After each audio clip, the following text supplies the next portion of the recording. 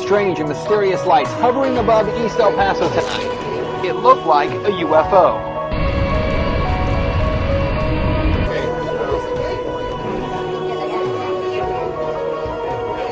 I pray, oh Yahweh, that you send a sighting. 1, 2, 3, 4, 5. These are genuine UFOs in the sense that no one's ever been able to explain what they are, but they happen. They're not faked. I never, ever in a million years would have believed in UFOs if I'd not seen it with my own eyes.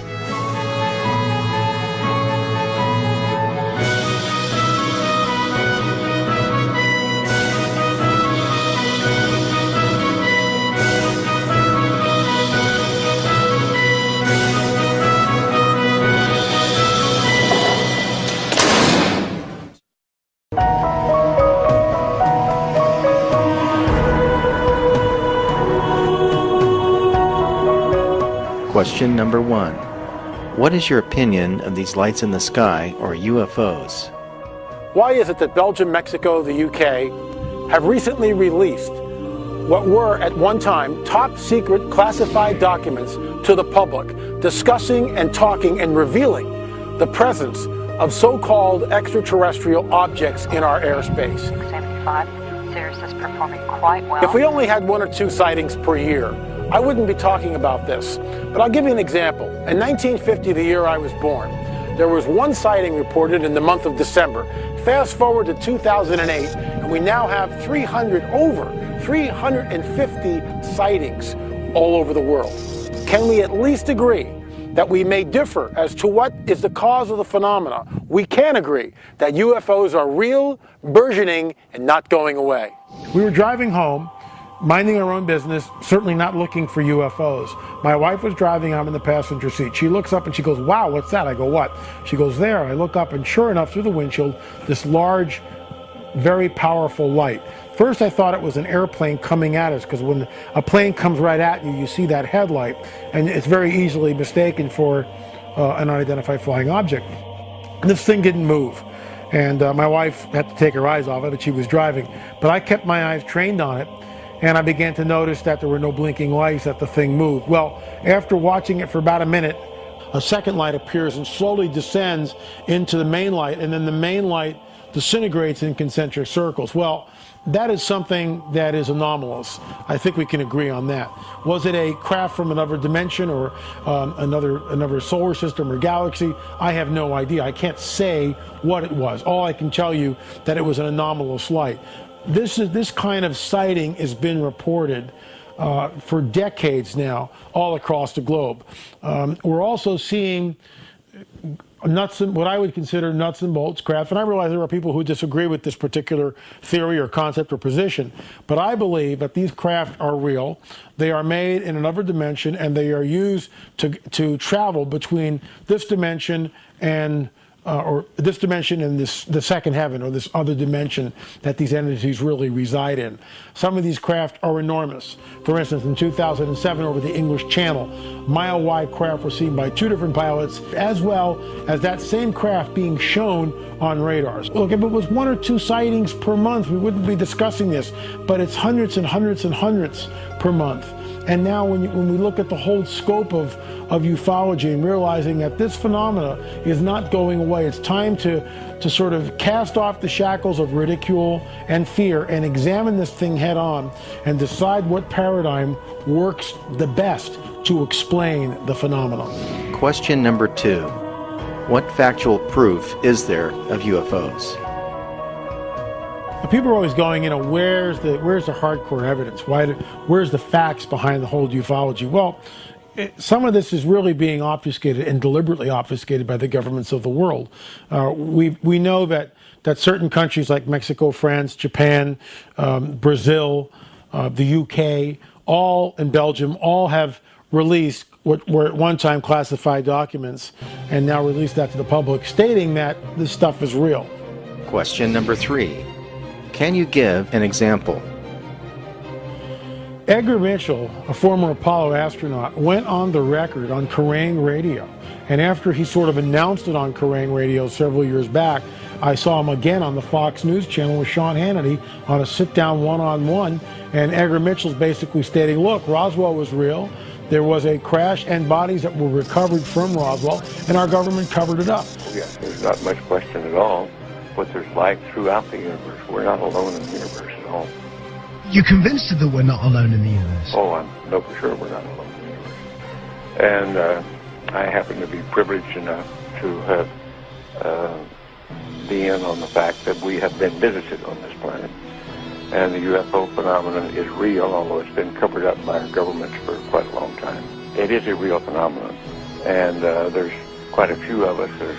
It's been well covered up by all of our governments for the last 60 years or so, but slowly it's leaked out, and some of us are privileged to have been briefed on some of it, but I've also been in military circles and intelligence circles that knows beneath the surface of what has been public knowledge that, yes, we have existed. He believes that, like I do, that there is a cover-up. We just have a discrepancy in our world's view as to what's behind the phenomena. Again, he's extraterrestrial. I'm interdimensional, and specifically the fallen ones, fallen angels, which we read about back in Genesis 6, once again manifesting on the earth. So there is evidence. There's plenty of evidence. We've got the witnesses, hundreds, thousands of witnesses who have come on the record. Question number 4. Are people interacting with UFOs now? There's a guy in Vegas. His name is Prophet Yahweh. I've actually interviewed him. And his big claim to fame is one particular time he was able to summon a light in the sky, a craft, a UFO. We met up with Prophet Yahweh, seer of Yahweh, at Doolittle Park off Lake Mead. We picked the day, we picked the time, and we picked the location. So we took him up on his offer, and we scanned the skies. Nothing but a few clouds. When the prophet started praying for a sighting, I wasn't exactly convinced. I pray, oh Yahweh, that you send a sighting so that they know that I am not mentally ill. I am not a false prophet, like those who seek to kill me say I am. I see something straight up. Oh, brother, look at it. There it is. You can barely see it, a white speck. Then another sighting. There it is. I got it. Photojournalist Jonathan Hawkins locks in on it. Let's take a closer look here. It's an orange sphere that appeared out of nowhere. I call the boss with an unexpected change in my story. I could see it clear as day. In fact, it's bright. I can't believe this. It's moving pretty fast. It's going to Nellis Air Force Base. It wants to be seen. We called Nellis to see what these things might be. Guess what? They didn't call us back. But this thing started coming back toward us. It's coming toward us now, I think. What? See, it's coming up toward us. Whoa, man! Oh, hallelujah! Then, a few seconds later, it disappeared. It's going back up in space. Prophet Yahweh isn't concerned. He says it'll be back. And the camera people were just stunned. They were shocked. They couldn't believe it. This, of course, made national, international news and put Prophet Yahweh on the map. Just recently, there was an article, and I love the way they released this stuff after everyone's dead and there's no way to vet the story. Talked about Churchill and Eisenhower, and apparently Churchill knew of an encounter with a disc and a plane and put the kibosh on it, and both he and Eisenhower got together and said, nope, can't let this story go out. It's going to cause mass panic in the population, and it will make people leave or lose their religious beliefs. And so, you know, this happens decades after the fact. There's no way to call up Churchill or Eisenhower and ask them to vet the story. They're dead, as most of the witnesses are dead. It's one of those stories that comes out from time to time that hints at a deliberate obfuscation of the facts, not only by our government, but certainly the UK and other governments of the world. Question number 5. What is going on at Isetti Ranch? We know that another dimension may exist. We know this from string theory, from quantum physics. We know that from Einstein's equation that nothing can actually approach the speed of light. What happens after that?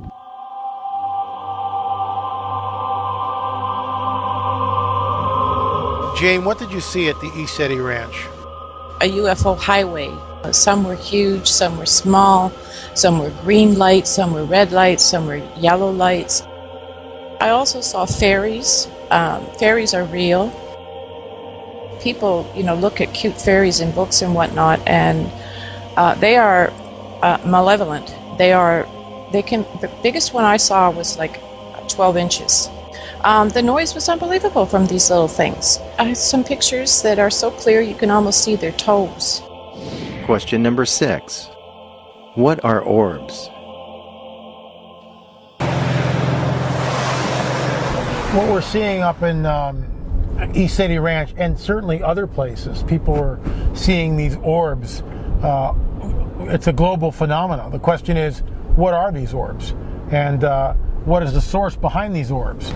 And I find it very troubling that certain circles are embracing these orbs as something that's benevolent. They're in crop circles, above crop circles. It's a global phenomenon. People see them in the sky. Jaime Maussan's photograph of the Mexican UFO flap that happened in Mexico, where hundreds of these orbs are seen in the sky. They appear all over. It's a global phenomenon. In the United States, people see and record orbs. What are they? We're living in the age of deception. We can be so easily deceived. These orbs appear as balls of light. It's a global phenomenon. When the orbs come in, they'll come as different colors. They appear and disappear. They kind of flit in and out of dimensions, as it were. First they're there, then they're not there. Sometimes we see from these very bright orbs in daylight, very large orbs. We see other orbs coming and emanating from them, which then come back into them. Very, very bizarre, strange phenomena.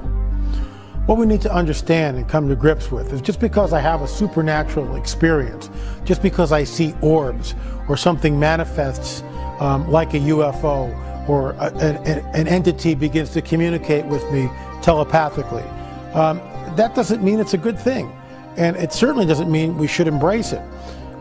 In my research, which has been going on for basically 30 years, I have discovered that people who have experienced this type of supernatural manifestation, whether it's telepathic communication by so-called extraterrestrial entities or the manifestation of orbs, there's always a doorway open into the supernatural. They have engaged in some sort of illicit behavior. You can only test the spirit or spirits, what's coming at you, from a standpoint of you haven't opened yourself up by illicit means to some sort of communication from interdimensional beings. Let me say that again a little simpler, perhaps. If we engage in necromancy, we've already crossed the line. There's no way to test the spirits at that point, in my opinion. However, if we have an experience, let's say, we're not engaged in mediumship or necromancy or fortune teller or Ouija boards or familiar spirits or talking of the dead, any of this stuff. We're not engaged, we're just walking along, and we have a vision, let's say. At that point, we can test a vision. Or if a spirit manifests and appears in the room, at that point, it's very easy to test the spirits. And the Guidebook of the Supernatural tells us and admonishes us to test the spirits, and there are certain ways in which we can do that. Question number 7. What does the Guidebook of the Supernatural say about these things? The Guidebook is rife with examples of the supernatural manifesting with mankind. And it also warns us of and gives us examples of how to engage, how to disengage, how not to engage, how to let's say fight against some of these adversaries which may come up against us. Yeah, the Guidebook is chock full of examples of this kind of fallen angels or even the good angels engaging us. The difference between them, when the fallen ones manifest, okay, it's always fear. It's always a fear-based deal, always fear-based, and it's also sometimes on the other hand that we hear that the fallen ones can appear as angels of light. So the angle here is deception, and this is why just because something may appear benevolent, it might not be. Question number 8. Why do people feel the phenomena is benevolent? People today have no paradigm, for the most part, on how to deal with anything supernatural. And so when they are pressed with it, when it comes into their realm of reality, they have nothing to grasp, nothing to hold on to. No paradigm in which to embrace this, for the most part. Oftentimes, people will look at the phenomena and just embrace it, just let it in. Just believe that, oh, it must be benevolent. And in my opinion, nothing is more dangerous than that. Look, we've got shows like Ghostbusters that are on. With all due respect to those guys, they're playing with fire. Now, they're protected on some level, but at some point in time, and who knows when that's going to be, they're going to cross the line and something very negative may happen. They're dealing with entities that are extremely powerful and malicious, malevolent, evil entities. And this is the problem. Unless unless a person knows how to test the spirits, knows what they're up against, and understands and realizes that our weapons in which we engage these entities are not carnal. What I mean by that, they're not guns and knives and fists and karate and all this kind of stuff. Our weapons must be of a spiritual nature. Question number 9. What other phenomena is going on? There's different aspects of the phenomenon. Not only do we have UFO sightings appearing all over the world, but we've got cattle mutilations, human mutilations, crop circles, so-called abductions, the so-called breeding program, and alien implants. Now I realize, if you have never heard or traveled in those subjects before, that can be like, you're kidding me. And yet just a modicum of research will show that the phenomena is real, burgeoning, and not going away. Let's take cattle mutilations. Cattle mutilations have been going on in different parts of the world literally for decades. Specifically, if we go to the southwest in the United States, New Mexico, Colorado, Arizona, we see cattle mutilations that go back literally 30, 40 years. Law enforcement has yet to bring one person, to charge one person with a crime. There's a MUFON investigator, his name is Chuck Zukowski. What he has discovered is the cattle, once again, are taken. Different parts of them are excised, removed from the animal with surgical precision. There's no blood left in the cattle or the particular carcass. They're usually dropped in the middle of a field, no footprints. While that might sound certainly bizarre, what we do have is the animals themselves, the carcasses, the remains. And we also have certain anomalies around the animal. We have where sometimes the grass in the area right around the animal won't grow the same way the other indigenous plants would be growing just a few feet away. We get spikes in radioactivity. We'll get spikes in electromagnetic frequencies. It's really pegging here.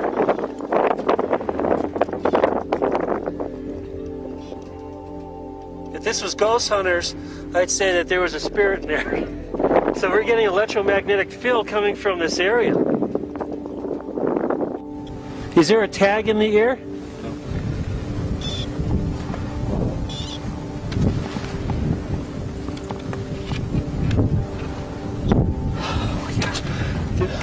See if it's getting off the radio wave. Whatever's going on is extremely bizarre. Again, no blood. Tongues are taken, ears, eyes, the jaws are stripped down of flesh. Sex organs are cored out. Anuses are cored out. Udders are stripped and taken. It's incredibly grisly and horrific. The bottom line is this. With all this going on, why dump it back into the rancher's field? Why would anyone do that? Of course, it's deliberate because what it creates is a climate of fear. A man living way out in the country with his family decides to go deer hunting, and he tells his wife he's going to sort of scope out the area, hops on his ATV and says, look, I'll be gone for a couple hours. A couple more hours go by and she finally calls search and rescue. They find the ATV rather quickly. It's where he said he was going, on top of this hill. What's bizarre is no signs of a struggle, no footprints near the ATV. It's been like he's just vanished in the thin air. What they do find is his shoe high up in a tree about 50 feet away. How did his shoe get there? 36 hours later, they find his naked body concealed in a thicket near the house. It's been drained of blood. He's like this, with his mouth open and like that. He's obviously terrorized. Next to him is a dead rattlesnake. There's no blood in the dead rattlesnake. The body was removed without a coroner being present. There's the first thing. The second thing is the family is not allowed to view the body. 2 weeks later, the body is returned to the family in a welded steel casket. Cause of death, cocaine overdose. The family, was absolutely taken aback by this because they knew the father, the husband, and there was no drugs involved. So something is going on. Someone some agency deliberately obfuscated the information, not only from the family, but from investigators who were trying to find out what really happened. And so I believe that some of this is really very much repressed. But we do have two cases, the one in Brazil, graphic photograph and an autopsy report, and the one in Pennsylvania. We need to differentiate between orbs and UFOs. Now, this is just a theory. An orb is not a UFO. I mean, it's unidentified. We don't know what it is. But in the classic sense of nuts and bolts, orbs seem to be more ethereal. They seem to be orbs of light and light only.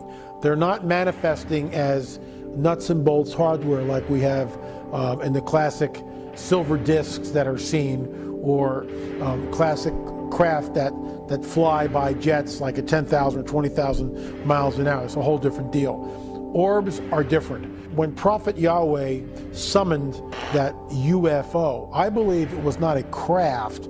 I believe it was an orb. There's a difference there. When we showed photographs of orbs at Isetti Ranch, these are not UFOs.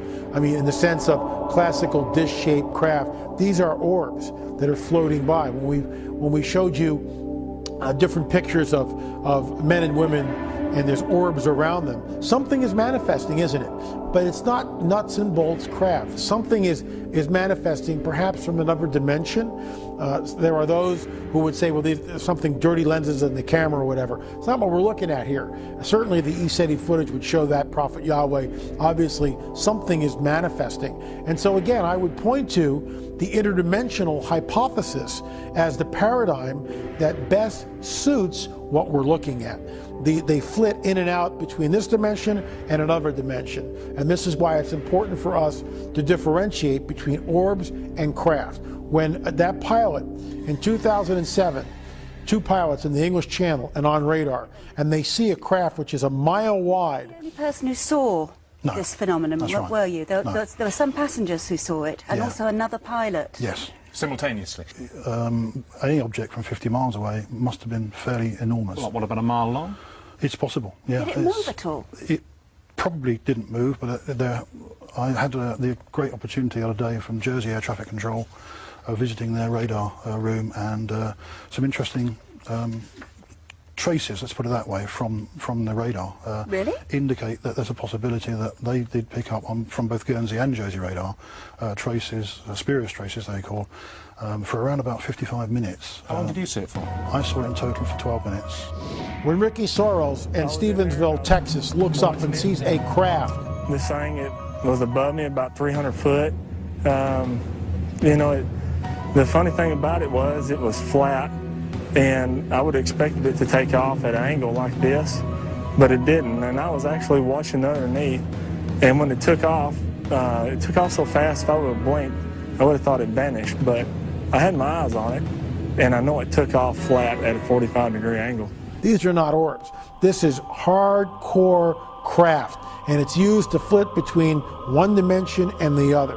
And we also got a preponderance of physical evidence with the craft. We've got landing sites where there's pods in the ground. We've got spikes in radioactivity, spikes in electromagnetic field around certain areas where these craft have come down. And then we've got tens of thousands of witnesses who have literally seen cigar-shaped, triangle, pyramidal, and of course the classic silver disc. What's really interesting is that this phenomena is showing up not only in television and movies and books and novels and popular culture and video games. You pick up a music magazine and all of a sudden you realize that, oh my gosh, they're talking about orbs. They're talking about a psychic or supernatural phenomena. It talks about there were 10 to 12 grown men who experienced these orbs coming into the rooms or whatever, and they were absolutely terrified. The classic abduction scenario is simply this. You're laying in bed with your husband or wife, and it's 2 o'clock in the morning, and you awaken out of a sound sleep.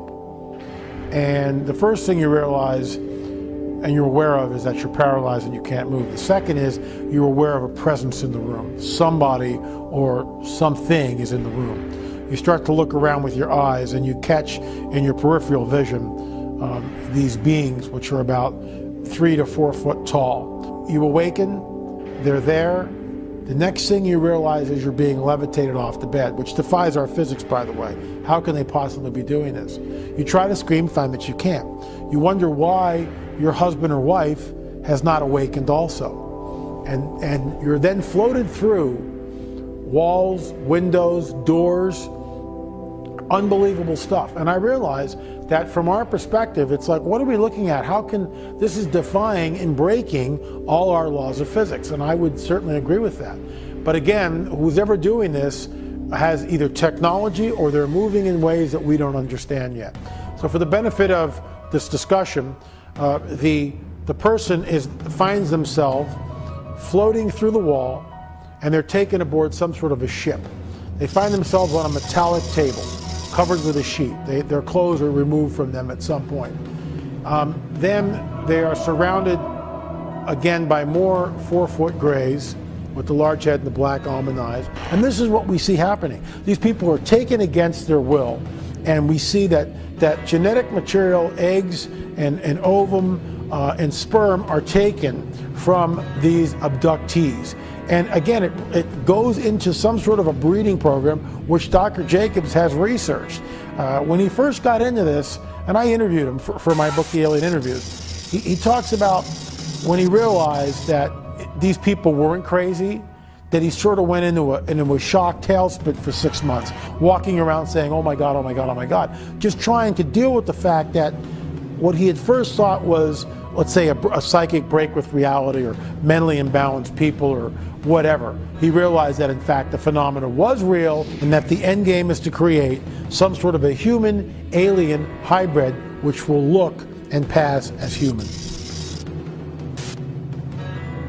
We're going to go and see a friend of mine, Dr. Roger Lear. Dr. Lear is a podiatrist and a surgeon, and he was drawn into the so-called alien implant removal. He's done about 16 of these surgeries, and they are absolutely phenomenal. We are going to get up close and personal with what these surgeries were and what Dr. Lear discovered when he took these implants out of human beings. What are we looking at here? I mean, I'm looking at, and I can see these like what appear to be implants. The skeptic's going to say, well, it's a BB gun or it's a wire from another operation. What are these objects we're looking at in the x-rays?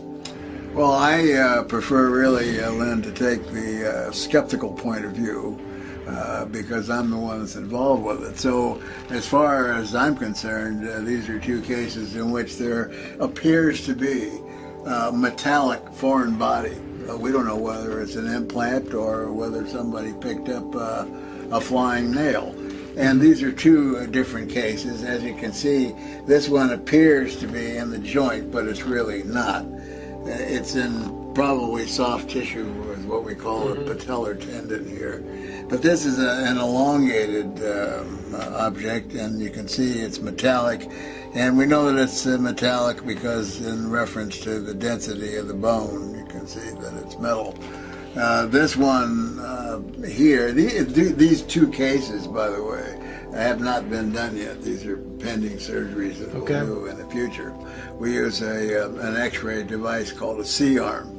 And the C-arm is a live mobile unit, so that if you make an incision and you insert an instrument, you can see it as you're doing it. Wow. And it makes it a lot easier to locate the object and clamp it. Sometimes we've found in doing these implant cases that the object moves. I want to stop you there for a moment, because what you just said, I mean, you've traveled in this, you've witnessed it, but for the viewers who are listening to this for the first time, you just said the object moved. Can you clarify that the object moved away from you on its own power somehow? Is that what you're saying? That's exactly what I'm saying. In these cases where you're dealing with a metallic object that's inside the body, you don't see anything from the outside with the naked eye. But when you insert an instrument in the tissue, most of the surgical instruments are stainless steel, and they're supposed to not have any kind of a magnetic field. But for whatever the reason, they seem to react with the magnetic field of the object, and it's as if two like ends of the magnet are towards each other, and the object gets propelled somewhere else. So we've seen this over and over and over again. I want to get sort of the personal side of the story. When does a person, how do they first contact you and why? What is bothering that person that they would seek you out to begin with? Well, they usually seek me out now. I mean, this is a drastic difference than when I started this, but we've done 16 surgeries today. So my name is known basically all over the world for doing this kind of research. But so when they come to me today, at today's date and time, they usually feel, number one, that they've been involved in the alien abduction phenomena, and that they have an object, or that they might have an object. Okay. What happened to you 20 years ago? Oh, probably had a car accident, a sighting.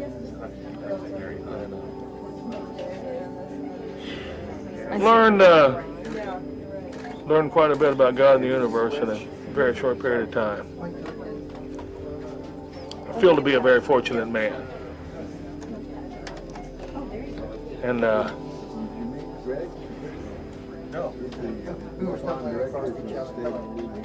Hi. Mike has been in on all these surgeries. I truly understand the enormity of some of the statements I probably have made. Yeah. Do you think that... But I feel that... How do you put it? The truth will set you free, I guess. It's the only way you can look at it. This was a patient who had one in the wrist. This came out of the wrist, and it's probably was 3/4 bigger than this piece. This piece that's left. This one you should be able to get in. That's very big. Where did that come out of? This one, if I remember correctly, was out of a forearm. Now, is that in a blood type serum? Or this is in, yeah, this is in the serum from the patient. We find that they seem to be quite happy as long as there's some preservative that's like the human body that it came out of. I understand you've got some scientific data on the alien implants. Can you explain that to us, please? Yes, absolutely. One of the things that we do is we try and look at these objects from the outside in, so to speak. So when we've gotten the amount of data that we need to get from looking at the outside, then we go deeper into the object and try and get more data as we go through it. And one of the modalities for doing this is testing called an SEM and an EDX. And we're actually looking at one instrument, which is the scanning electron microscope. SEM. Okay. SEM. And the EDX is only a term for breaking it down to be quite simple, getting the definitive elements that the object is composed of. And for example, here you see that there are two very large peaks. And at the top of the peak, you see there's an Fe. Well, an Fe stands for iron. So we can tell that the most abundant element in these objects is the iron. So just from looking at that alone doesn't really mean anything. But when you go further through, some of the other graphs, if we were to come up, for example, where we're starting to see nickel in these graphs, and then the ratio of nickel, for example, to the amount of iron that's seen, will give us a clue as to what kind of iron is this. I mean, is this something from Home Depot, or is this something from the Pleiades? So when we see a certain nickel-iron ratio in graphs just like this, we can say in most instances now that we know that it contains meteoric iron, because there's a specific nickel-iron ratio in meteorites. But one of the meteorites found on Earth, one category of meteorites, is a nickel-iron meteorite. Okay.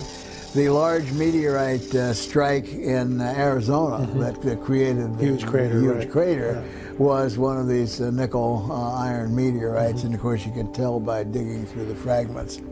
So that's the elemental analysis, which is part of scanning electron microscopy. And the other thing, we can use it to take pictures. So we can look at a first few, maybe up to 10 nanometers, just below the surface. Or we can crank up the beam, so to speak, so you get a heavy bombardment of electrons, and we can start to take pictures that are 20 nanometers or 40 nanometers going down through the object. What did the SEM show you that was anomalous regarding the implants? We use the data and results, and we can see structures. Structures like carbon nanotubes. You can see this is a structure. And this happens to be a structure, we don't know what it is. So we find things down in the deep crevices of the metal on an atomic level, and they can be ovoids, they can be spheres, or they can have other shapes. And these do not occur in nature, correct? These nanotubes? These do not occur in nature, and they don't really occur in the natural process of metallurgy that we use to put, unlike metals together and form a compound metal, which we call an alloy. So if we find an alloy of aluminum and iron, it would not look like this. This is something else. Now this is a very interesting one because it shows a line going across here, which is a definitive boundary line. And this is kind of interesting because you don't find in usual metallurgy metallic boundaries such as it's shown Any here. idea what that might be used for? The only thing that we can come up with is that there were two dissimilar elements that were put together for a reason. If a skeptic were to look at the evidence, specifically the implants and some of the work that you've done with these, how would they refute them? Metallurgy, which was done off this world. Would you say that this is sort of a smoking gun? Could you call it a smoke? I mean, let me ask, I guess where I'm going with this is there any possible way that our government could create the nanotubes found in these implants, in your opinion? I personally consider skeptics psychics. And I tell them, I say, well, you seem to know everything that there is to know about what I'm talking about or somebody else is talking about, but you never look at the data. So therefore, you must be psychic. So that's in reference to skeptics. Now, in reference to the rest of the question, the smoking gun.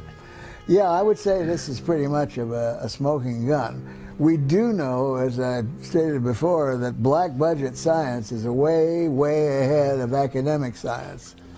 But I tend to doubt, just on a personal basis from what I've seen, that they know how to do all these kind of things. Let's give an example. Let's say if they back-engineered alien craft starting from 1947, Roswell, which may have been crashes before 1947, but this one seemed to have a lot of attention.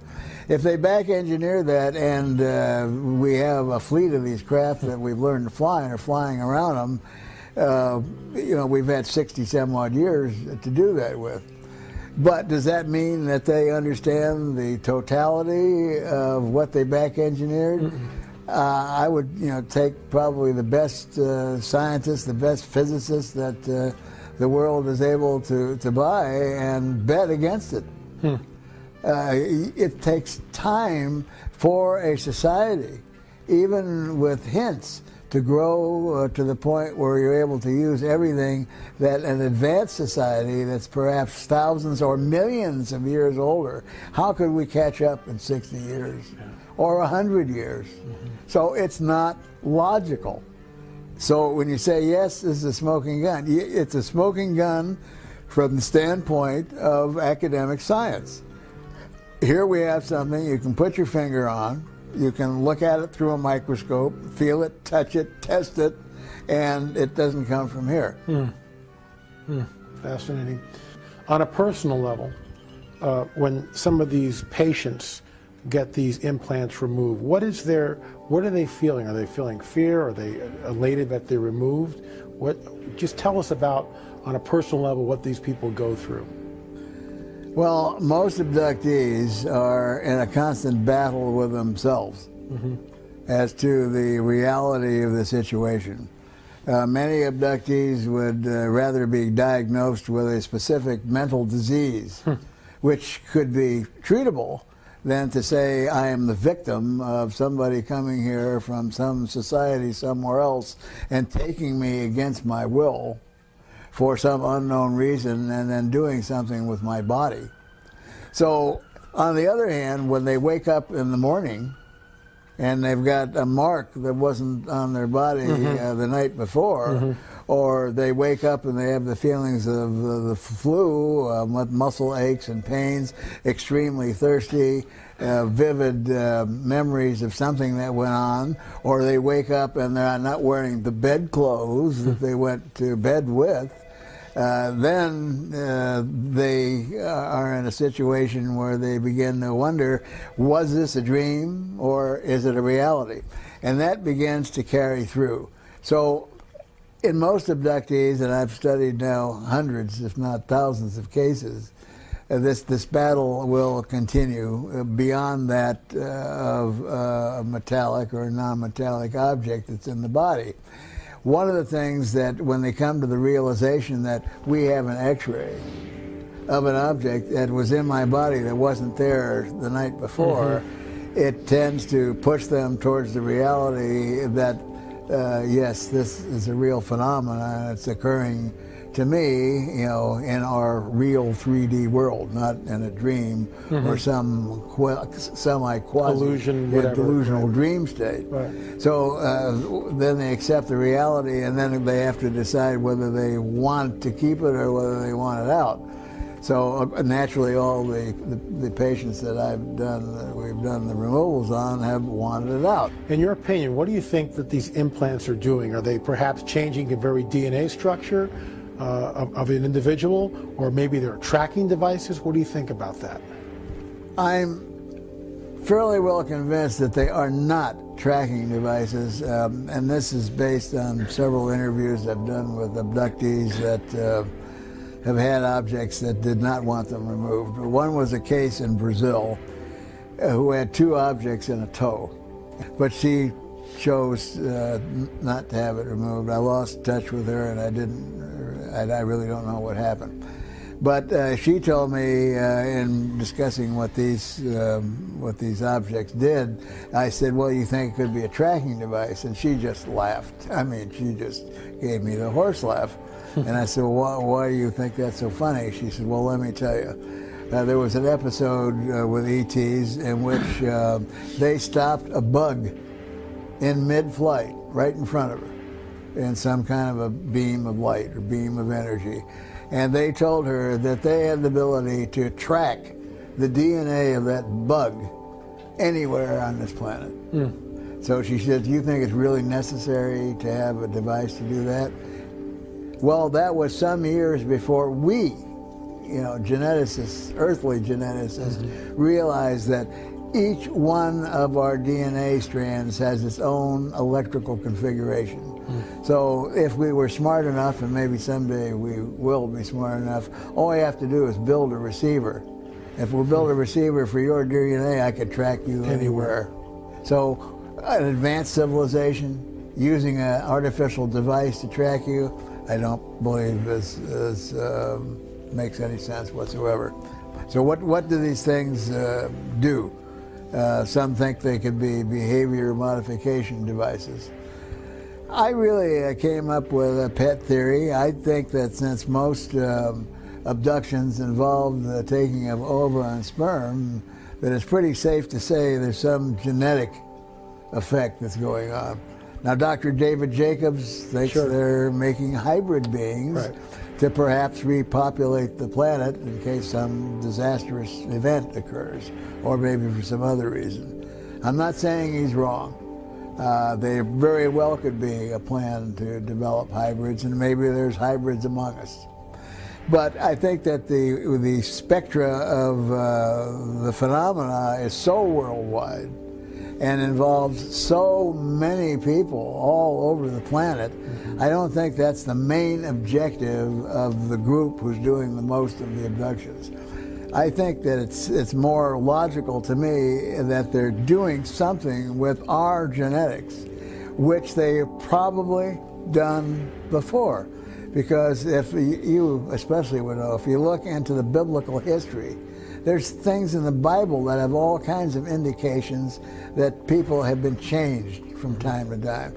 Going back all the way to the story of the Tower of Babel. Sure. We build the tower, it goes up, God doesn't like it, and what does he do? Confuses everyone's language. He confuses the language. Well, what's the converse of that? If he confuses the language so that you can't communicate, and there were, some extensive geographical areas which had to develop, as we did, our own language, then how did we communicate before? But there are people that I have met personally that if there is such a thing as a hybrid, they sure fill the bill. How would you describe that, elaborate on that for us? Well, I can give you a classic example. I did last year, I think it was the Bay Area UFO Expo, and a tall fellow with sparse blonde hair came up and was sort of listening to one of our conversations and seemed to be very interested and so on, and one of the members of our group struck up a conversation with him, and in the course of the conversation he was asked, "Where do you come from?" He said, "Well, I came from a long way to this conference to hear what you researchers have had to say." And it's, well, how far did you come? Well, I came from Colorado. And yeah, well, that's really great. What do you do? Well, I'm a computer, electronics engineer. I work with the computers. And he was asked, he said, "Well, I guess you're probably a really good skier." And he said, "A what?" Skiing. Don't you go skiing? And he said, "What's skiing?" Whoa. Well, I think to myself many times, what would it take to convince the masses?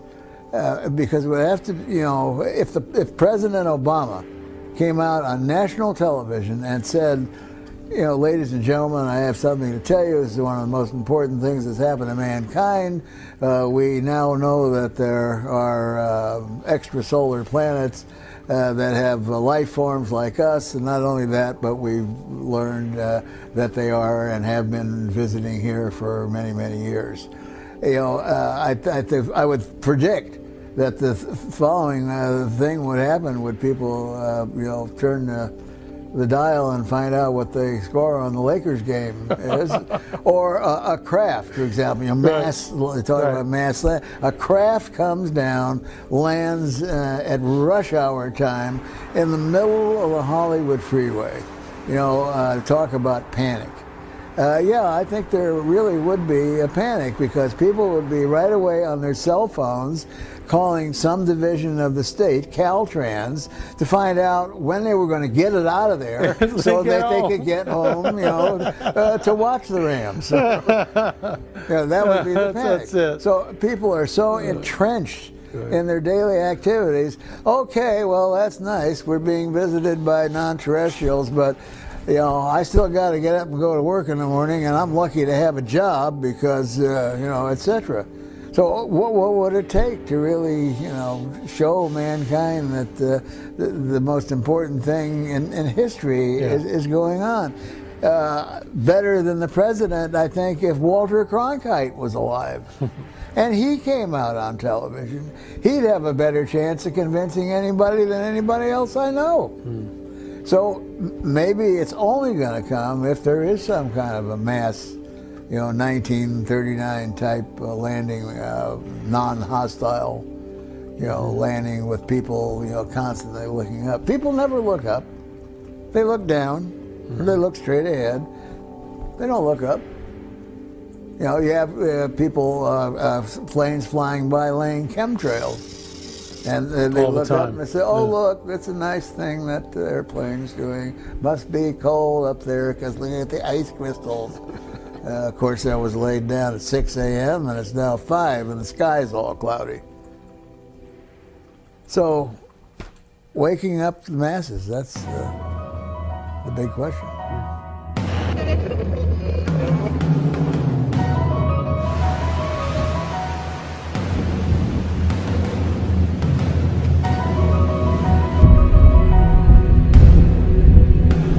If the so-called extraterrestrial presence manifests, it will be what I would call a mega shift in human consciousness. It will change people's worldview and paradigms like that.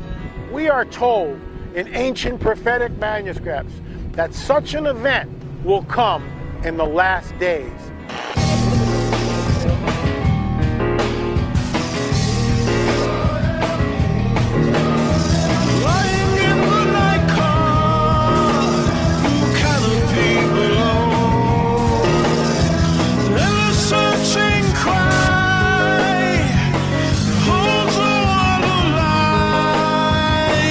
Implants are giving out radio signals, correct? That's correct. The last few of them that we've done, since we had the equipment, we were able to detect radio frequencies, usually in the FM band, and on a classified FCC chart, and found that this particular frequency was a deep space communications frequency, fixed or mobile. So that was quite of a shock.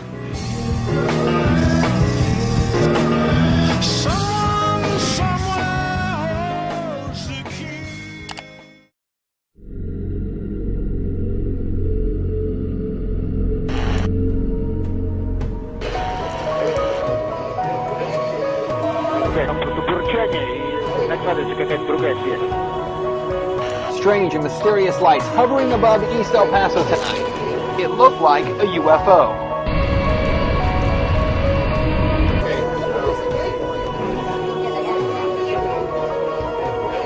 I pray, oh Yahweh, that you send a sighting. 1, 2, 3, 4, 5. These are genuine UFOs in the sense that no one's ever been able to explain what they are, but they happen. They're not fakes. I never, ever in a million years would have believed in UFOs if I'd not seen it with my own eyes.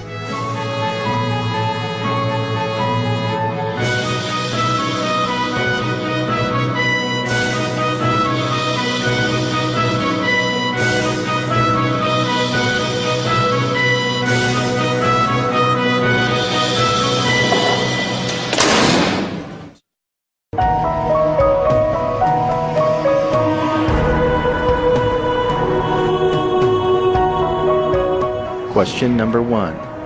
What is your opinion of these different pilots, as well as that same craft being shown on radars? Look, if it was 1 or 2 sightings per month, we wouldn't be discussing this, but it's hundreds and hundreds and hundreds per month.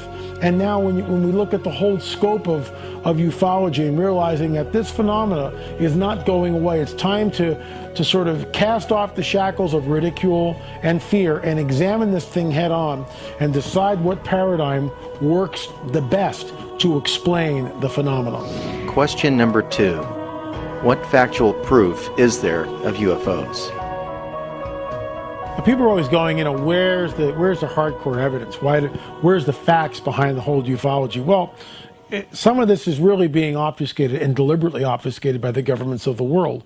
We know that certain countries like Mexico, France, Japan, Brazil, the UK, and Belgium all have released what were at one time classified documents and now released that to the public, stating that this stuff is real. Question number 3. Can you give an example? Edgar Mitchell, a former Apollo astronaut, went on the record on Kerrang Radio. And after he sort of announced it on Kerrang Radio several years back, I saw him again on the Fox News channel with Sean Hannity on a sit-down one-on-one. And Edgar Mitchell's basically stating, look, Roswell was real. There was a crash and bodies that were recovered from Roswell, and our government covered it up. Yes, there's not much question at all. But there's life throughout the universe. We're not alone in the universe at all. You're convinced that we're not alone in the universe? Oh, I know for sure we're not alone in the universe. And I happen to be privileged enough to have be in on the fact that we have been visited on this planet. And the UFO phenomenon is real, although it's been covered up by our governments for quite a long time. It is a real phenomenon, and there's quite a few of us. It's been well covered up by all of our governments for the last 60 years or so, but slowly it's leaked out, and some of us are privileged to have been briefed on some of it, but I've also been in military circles and intelligence circles that knows beneath the surface of what has been public knowledge that, yes, we have been visited. He believes that, like I do, that there is a cover-up. We just have an unidentified flying object.